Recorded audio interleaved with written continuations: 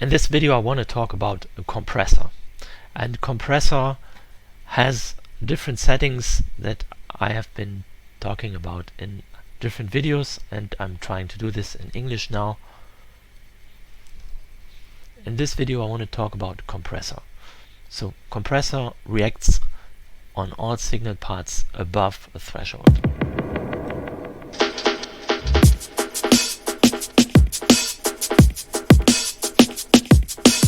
If I turn down the threshold, the reaction is stronger. If I turn up the ratio, the loudness reduction gets stronger too. You won't hear loudness coming down because auto gain is enabled. If auto gain is off, that means if I turn down threshold, it gets less loud. So auto gain automatically compensates for any loudness reduction. But I can also, of course, look at the meter and try to adjust compensation manually. In Logic's EQ, you can choose between different detection methods. And you can choose between peak and RMS. RMS is kind of an average signal, and peak is a peak signal, which means if you switch to peak,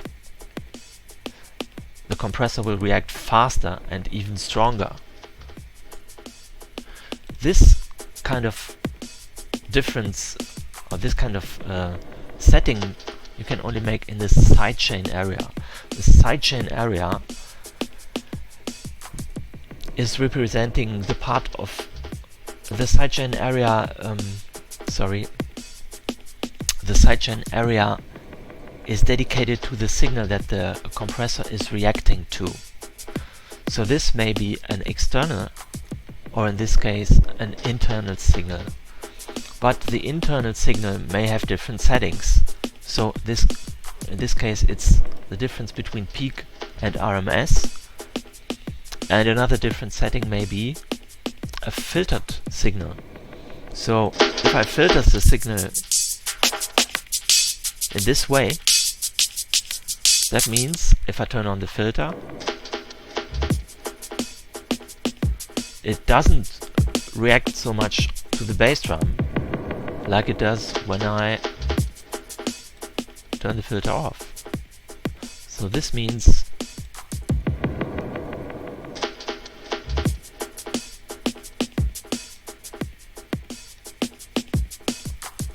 much more is left from our bass drum, and this technique is useful also with male vocal recordings, for example. So then of course we have attack and release left, which determine how fast this thing reacts. And with peak, the digital version of Logic's compressor is quite fast. I turn off auto.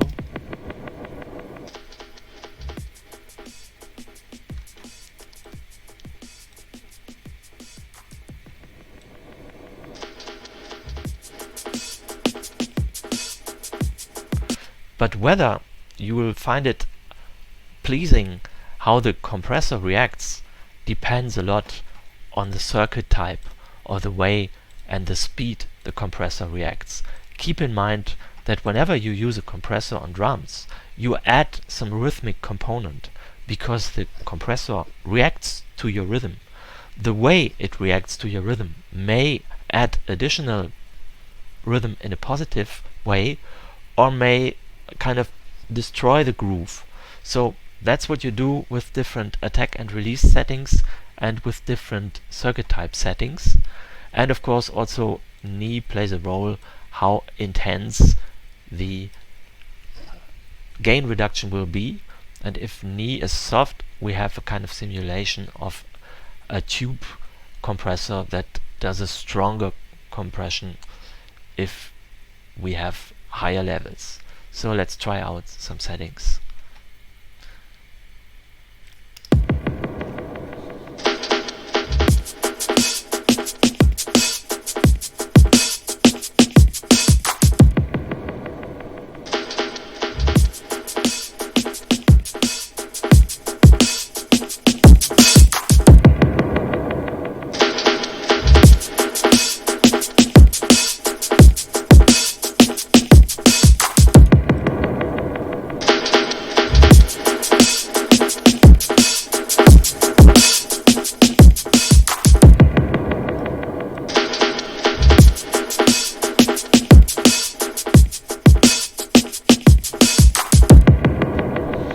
you can hear that with the compressor the signal gets more dense.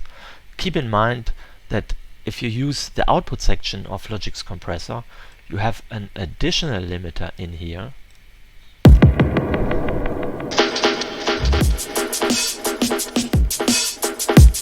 And you can also choose distortion.